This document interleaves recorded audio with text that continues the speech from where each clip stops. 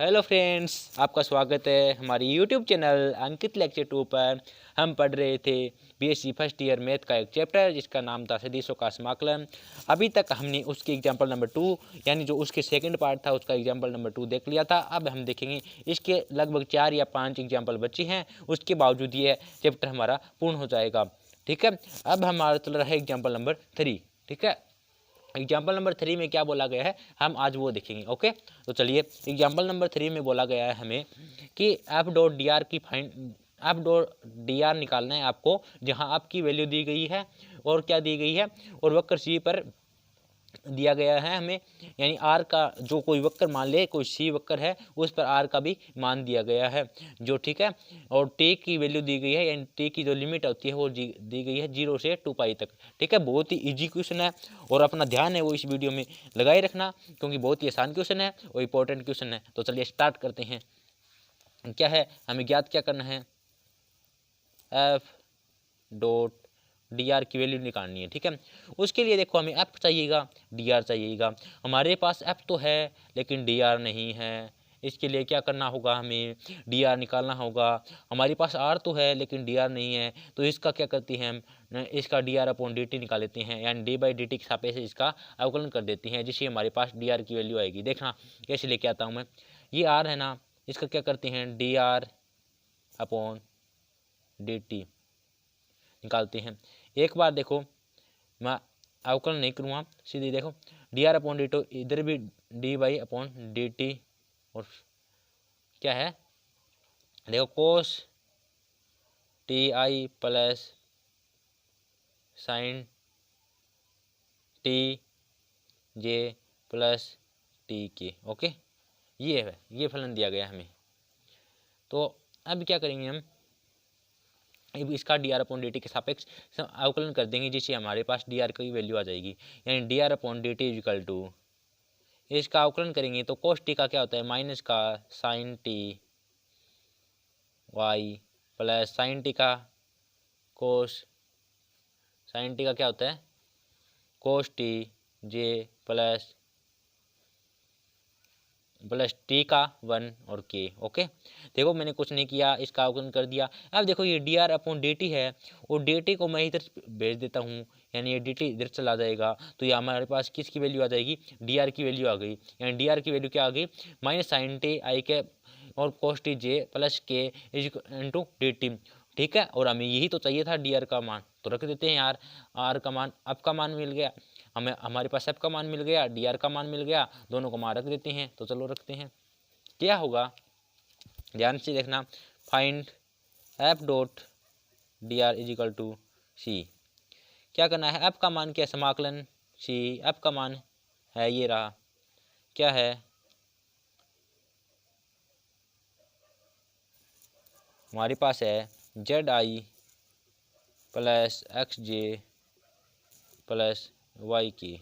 Okay, ये है ना, और डॉट करवाना है, देखो डॉट है ध्यान से, एफ डॉट और डी आर की वैल्यू क्या क्या निकाली थी हमने, निकाली थी minus sine T I plus cos T J plus K और इंटू डी टी के सापेक्ष का समाकलन करना है। ओके, अभी हमने ये टर्म बना ली, लेकिन आपने अभी तक देखा होगा, अभी तक हमने पिछले वाले क्वेश्चन में क्या किया था कि अगर हमें समाकलन करना है, हम किसके सापेक्ष समाकलन करना है, टी के सापेक्ष, तो ये हमारा पूरा फलन किसके सापेक्ष होना चाहिए, यानी पूरा टर्म क्या क्या होना चाहिए, टी के रूप में होना चाहिए। तो यहाँ देखो साइन टी कोस टी यानी जो भी है वो टी के रूप में बचा हुआ है। ठीक है, लेकिन यहाँ हमारे पास क्या नहीं है, टी नहीं है, तो हमें अगर यहाँ पर अगर टी नहीं लेकर आते हैं तो इसका समाकलन करना मुश्किल होता है, इसलिए हम इसे सबसे पहले क्या करेंगे, टी के रूप में बदलेंगे। क्या करते हैं, देखो हमारे पास आपको पता है 2 इक्वेशन आई थी, आपका मान क्या दिया गया था, देखो आपका मान दिया गया था Z I plus X J plus Y की, ये था ना, और आर का मान क्या था, आर का मान था हमारे पास cos t plus cos t आई प्लस साइन टी जे प्लस टी के। ओके, ये मान था। और साथ में क्या था हमारे पास, देखो ये तो आर वेक्टर दिया था, हमें आर वेक्टर दिया था, लेकिन हम सपोज क्या करते थे आर वेक्टर को, हम सपोज करते थे आर वेक्टर को एक्स आई प्लस वाई जे। इससे पहले हमने जो इस चैप्टर को छोड़कर हम सपोज करते थे, हमें आर का नाम मान नहीं दिया जाता था, इसमें तो आर का मान दे दिया गया, लेकिन हमें पता था आर सपोज करते थे आर क्या होता था, एक्स और एक्स आई वाई जे जेड के होता था। अब इससे देखो इसे समीकरण नंबर 1 दे दो, इसे समीकरण नंबर 2 दे दो, समीकरण नंबर 1 और 2 से गुणांकों की तुलना कर दो, क्या कर दो, गुणांकों की तुलना। क्या होगा कि देखो x इज इक्वल टू क्या है, यहाँ से देखो x is equal to cos T और y is equal to sine T और z इज इक्वल टू क्या है, t। ठीक है, ये मान आ गया हमारे पास। ये मान कहाँ रखनी है, हमें इस समीकरण के अंदर पुट करनी है, जिससे हमारे पास ये पूरा फलन टी के रूप में बन जाएगा। तो चलो करते हैं, क्या होगा समाकलन, यहाँ से देखो क्या होगा, जेड की जगह क्या पुट करना है, कोस टी, जो टी करना है तो करो, क्या होगा टी आई प्लस एक्स, जे की एक्स की जगह कोस टी जे प्लस वाई की जगह क्या रखना है, वाई की जगह रखना है साइन टी और साइन टी के। ओके, और डॉट में क्या है हमारे पास minus sine T I plus cos T J plus k. ये देखो कुछ नहीं किया मैंने, इस आपको पता है कि इस फंक्शन को अगर हम टी के रूप में नहीं बदल सकते तो इसका समाकलन नहीं कर सकते, इसलिए मैंने क्या किया, हमें जो मान दिया गया था आर वेक्टर का वो उसको लिया, और हमें पता है कि आर वेक्टर हम क्या मानते थे, एक्स आई वाई के जे और जेड के मानते थे। इससे मैंने गुणांकों की तुलना की, जिसके पास हमारे पास एक्स और वाई और जेड की वैल्यू आई, जिसे मैंने यहाँ पर रखा, जिससे ये पूरा फलन टी के रूप में बन गया। अब इसका डॉट करवा देते हैं, तो चलिए इसका डॉट करवाते हैं। क्या होगा, इसका डॉट करवाएंगे, देखो डॉट करवाने पर देखो क्या होगा, टी का साइन टी के साथ, यानी क्या होगा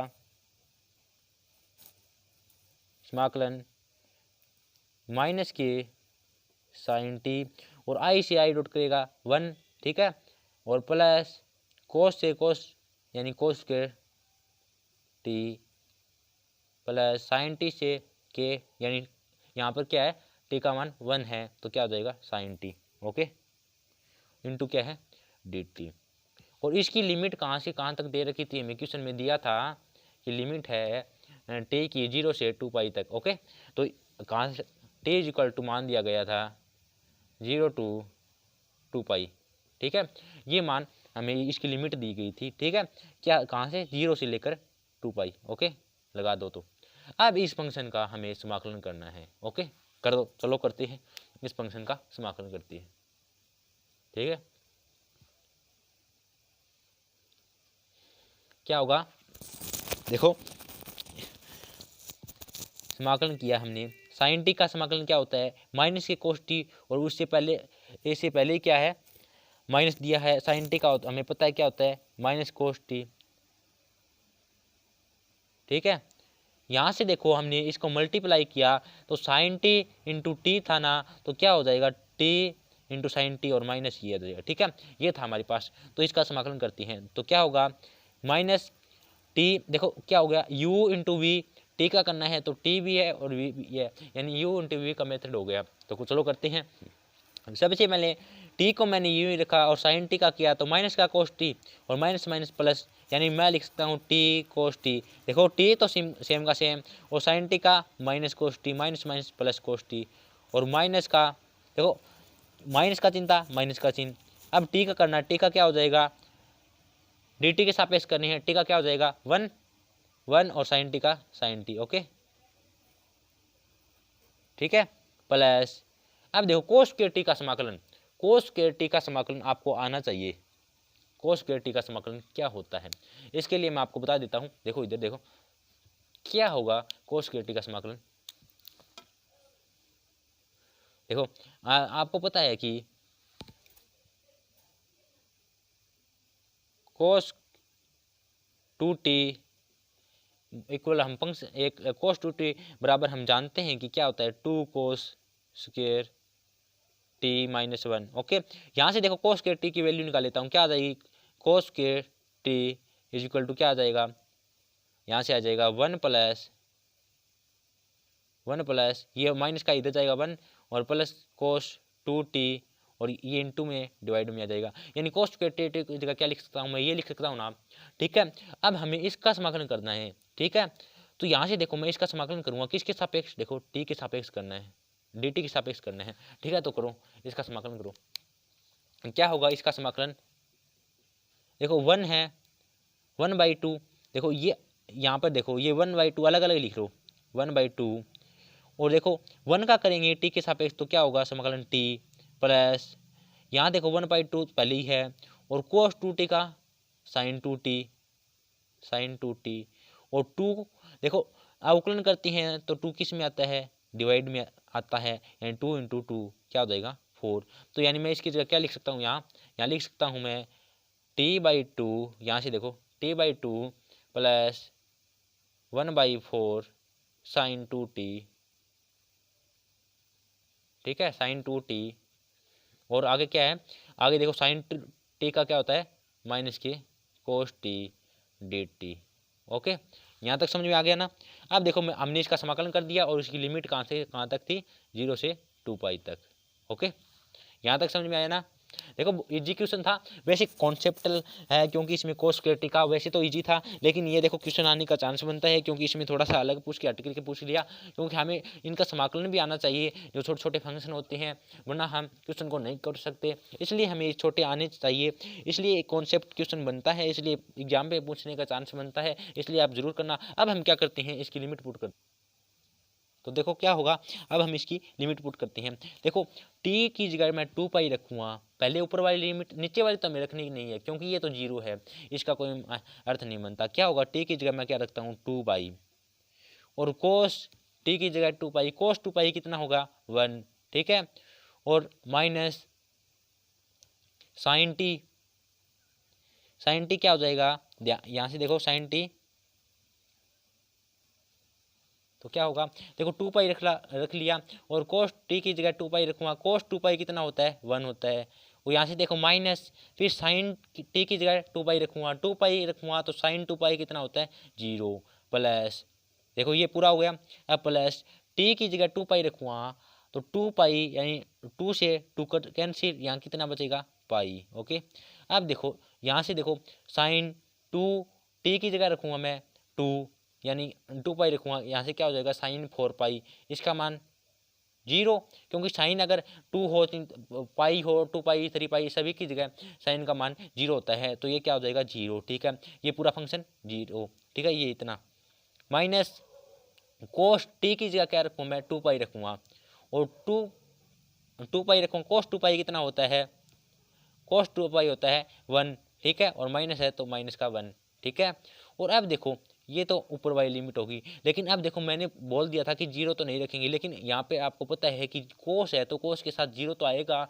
इसलिए माइनस, अब नीचे वाली लिमिट। ठीक है, ऊपर वाली लिमिट रख दी, अब नीचे वाली लिमिट रखेंगे। ठीक है, अब देखो t की जगह 0 रखा तो ये पूरा फंक्शन 0, साइन 0 होता है। ठीक है, अब देखो t की जगह 0 तो ये है 0, ये साइन 0 और यहाँ से देखो माइनस कोस, माइनस तो पहले ही है और t की जगह कोस 0 1 होता है, यानी प्लस का 1। ओके, तो यहाँ से देखो इसका मान हल कर लेना, क्या आएगा 2π प्लस 3π और -1 से +1 इक्वल टू क्या आ जाएगा 3π। ओके, और ये हो जाएगा इसका आंसर। ठीक है, इस प्रकार क्वेश्चन को हल करना है। वैसे देखो क्वेश्चन थोड़ा लेंथी हो गया था क्योंकि वैसे कॉन्सेप्ट क्वेश्चन था इसलिए, लेकिन आपको बस स्टेप बाय स्टेप चलना है। सबसे पहले आपको फाइंड ऑफ वैल्यू निकालनी है f.dr की, तो f.dr लेकर चलना है। dr नहीं था, हम लेके आएंगे, जो हमारे पास नहीं है वो dr लेके आए थे, और dr हमें जैसे ही मिला हमें पता चला कि यहाँ पे देखो ये t का फलन नहीं है, एक्स वाई जेड का है, इसलिए हमने इसको t के रूप में बदला और t के रूप में बदलने के पश्चात उसकी लिमिट लगाई और उसका एक समाकलन कर दिया। समाकलन करने के पश्चात हमारे पास आंसर आया, वही हमारा आंसर होगा। ठीक है, इस प्रकार हमें क्वेश्चन को हल करना होता है। देखो इजी है वैसे, अगर आपको ये छोटे छोटे जो समाकलन होते हैं साइन टी कोस टी छोटे फलनों को जाते हैं, वरना आपके लिए हार्ड हो जाएगा क्वेश्चन। ये आपको देखो बेसिक नॉलेज होनी जरूरी है।